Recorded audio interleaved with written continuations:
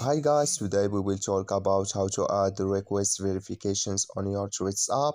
We will go to figure out the solution or know how you can do that on your Threads app.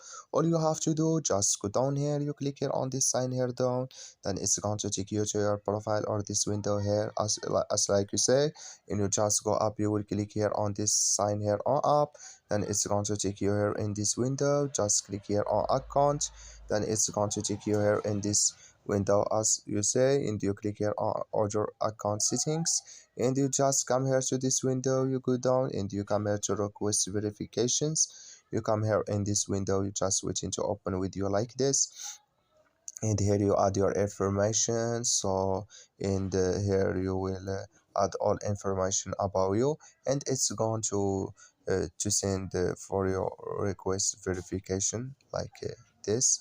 So that's all you have to do, just follow these ways and it's going to work with you. Thank you for your watching. Don't forget to support us by liking, subscribe.